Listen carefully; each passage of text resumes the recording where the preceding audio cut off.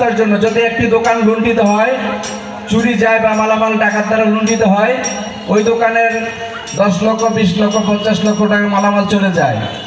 এখন আপনারা নিজেরা সিদ্ধান্ত নেবেন 10 লক্ষ 50 লক্ষ টাকা খোয়াবেন নাকি মাসিক ভিত্তিতে 1000 বা 500 টাকা সার্ভিস চার্জ দিয়ে আপনার সম্পদের নিরাপত্তা নিশ্চিত করবেন। একটু সবাই সাউন্ড দেন, কোনটা চান? সবাই আওয়াজ দিলে অনেক আওয়াজ হবে। সেই সাথে প্রতিটা বণিক সমিতি যদি এখানে 8টা হয়ে থাকে, নাইট গার্ড থাকে, তাইলে হলে 24 জন।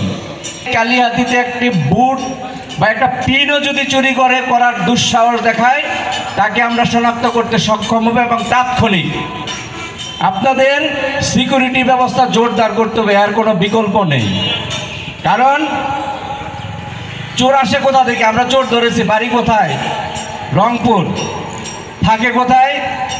দুজন ডাকাতকে অস্ত্রশস্ত্র সহ ডাকাতির প্রস্তুতি করাকালে আমরা গাড়ি সহ আটক করি। আটক করে মামলা দিয়ে আদালতে প্রেরণ করি। অনুরূপভাবে মাদক সিসি ক্যামেরা যদি বিভিন্ন গুরুত্বপূর্ণ পয়েন্টে থাকে, আমার মনে হয় এত বড় সাহস কোনো মাদক ব্যবসায়ী নেই যে সিসি ক্যামেরার আশেপাশে মাদক ব্যবসা করবে।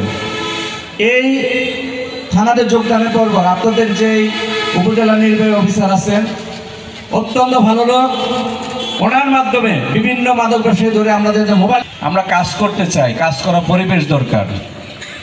মানুষের ভুল ত্রুটি থাকে, সকলেরই আছে, কেউ ভুলের ঊর্ধ্বে নেই, কিন্তু পিছনের দিকে না তাকিয়ে আমরা